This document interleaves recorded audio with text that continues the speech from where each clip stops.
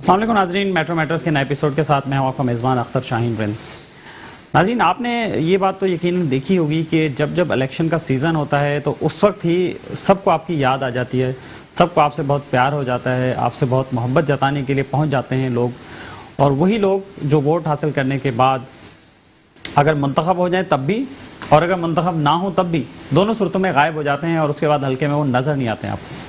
ابھی کچھ دن پہلے ہی آپ نے دیکھا ہوگا جو کراچی میں رہنے والے لوگ ہیں خاص طور پہ، اور حلقہ NA 249 کے جو رہائشی ہیں، انہوں نے تو یہ منظر بالکل ہی دیکھا ہوگا کہ وہاں پر جو سیاسی لوگ ہیں وہ کس طرح سے وہاں رہے، سرگرم رہے، لیکن ان کا مسئلہ کسی نے حل کیا یا نہیں کیا، اس سے پہلے کیا تھا یا نہیں کیا تھا، اس کا جواب انہوں نے ووٹ کاسٹنگ کے ریشو سے بتا دیا، اور انہیں بتا دیا کہ سیاستدانوں پر وہ کتنا اعتماد کرتے ہیں، اور جب ان کا مسئلہ کوئی حل نہیں کرے گا، جب ان کی تکلیف کوئی محسوس نہیں کرے گا، تو پھر عوام نے بتا دیا کہ انہیں بھی اس سے کوئی فرق نہیں پڑتا کہ حلقے میں کون آ رہا ہے اور کون نہیں آ رہا۔ اس حوالے سے ہم بات کریں گے۔ ہمارے ساتھ اسٹوڈیو میں اس وقت مہمان موجود ہیں محترم الطاف شکور صاحب، جو کہ چیئرمین ہیں پاسبان ڈیموکریٹک پارٹی کے۔ السلام علیکم الطاف صاحب۔ وعلیکم السلام۔ الطاف صاحب، کیا دیکھتے ہیں 249 میں کیا ہوا؟ عوام نے بدلہ لے لیا لگ رہا ہے اپنا۔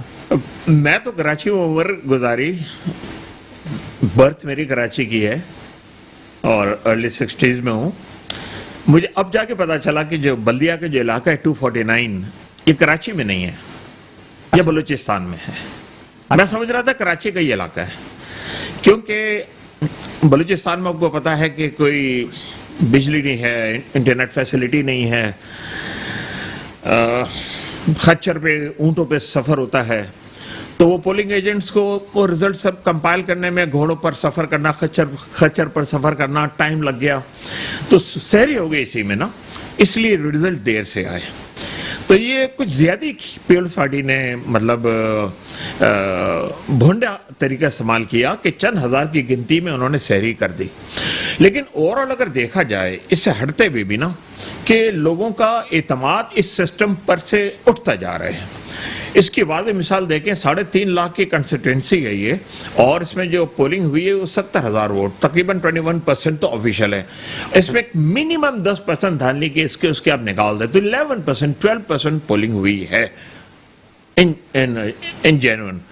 تو لوگ تو اب یہ جو سسٹم ہے جو ڈیلیور نہیں کرتا، ایک عام آدمی کے مسائل کو ایڈریس نہیں کرتا، اور صرف وہی نوجوانوں میں پہنچ سکتا ہے کہ جو یا تو فیملی ڈائنسٹی سلسلہ چلا آ رہا ہو، نون لیگ، پیپلز پارٹی وغیرہ، یا پھر کوئی وڈیرا ہو، جاگیردار ہو، سرمایہ دار ہو۔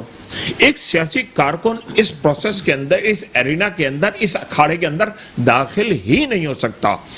اس کی مثال دیکھیں آپ، واؤڈا یا مفتاح اسماعیل، مطلب ان کا کیا میرٹ کیا ہے؟ پیسہ ہے نا۔ 3.5 لاکھ کی آبادی کے اندر پی ٹی آئی کو بھی اور نون لیگ کو بھی، میں واڈو کی بات کر رہا ہوں، ان کو کوئی کینڈیڈیٹ نہیں ملا کہ ان کو باہر سے امپورٹ کرنا پڑا۔ کیوں؟ کسے ان کے پاس پیسہ ہے۔ اگر یہی میرٹ ہے کہ جو ارب پتی ہو اور جو الیکشن پہ 10، 20، 25، 50 کروڑ لگا سکتا ہو، انویسٹمنٹ کر سکتا ہو، اور وہ انویسٹمنٹ تو ظاہر بات ہے اس نے واپس لینی ہی لینی ہے، تو پھر لوگ لا تعلق سے ہوتے جا رہے ہیں، اور جو تھوڑی بہت گہما گہمی نظر آ جاتی ہے تو وہ پیسہ اتنا پھینکتے ہیں تو وہ تھوڑا بہت نظر آ جاتا ہے کہ فیلڈ ایکٹیویٹی ہے۔ کیا وہ زیادہ تر ان کے اپنے کارکنان ہی ہوتے ہیں؟ مطلب عام لوگ اس میں نہیں؟ کارکن بھی اب کہاں رہ گئے؟ دیکھیں نا، 30 سال جو کراچی میں گزرے ہیں، ایم کے اور پھر یہ گینگ وار کیا ہے سب، تو اس میں سیاسی کارکن، سیاسی عمل تو کراچی میں 30 سال تک رکا ہوا تھا۔ کراچی میں سیاسی کارکن ناپید ہے، اب جا کے 2-4 سال سے تھوڑا ایکٹیویٹی شروع ہوئی ہے، ورنہ کراچی کے اندر تو سیاست ختم ہو گئی تھی۔ اور اس کا نتائج آپ دیکھ لیں کہ کراچی کے ساتھ ہر ظلم ہو رہا ہے، نہ سڑکیں ہیں، نہ پانی ہے، نہ گیس ہے، نہ بجلی ہے، لیکن احتجاج نہیں ہے۔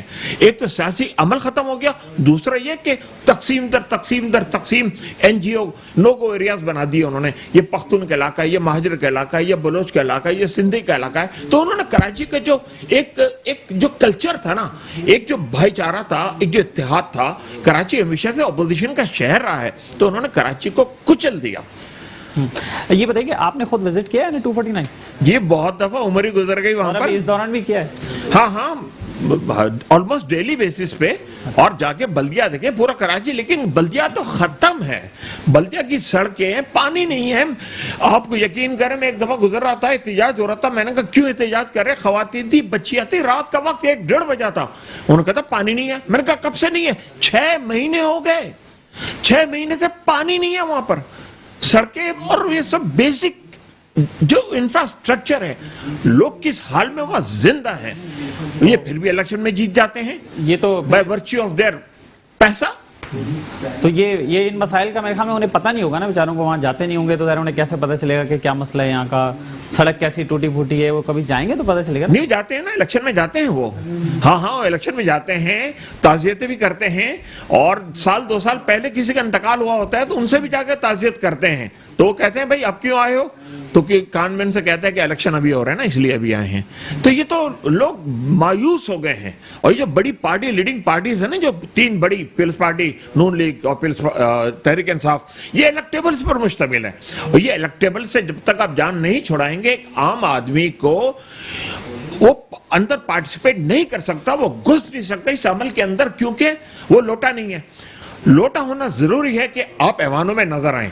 اگر آپ کے اندر یہ صلاحیت نہیں ہے لوٹا بننے کی, اور لوٹا بھی کون سا, بے پہندے والا جو ہر وقت لڑک جاتا ہے جس طرف چاہے نا, تو اس وقت بھی اسمبلی کے اندر تھے کہ کون ہے, پچھلے کئی ڈیکیڈز کے ساتھ یہی لوٹے چلے آ رہے ہیں.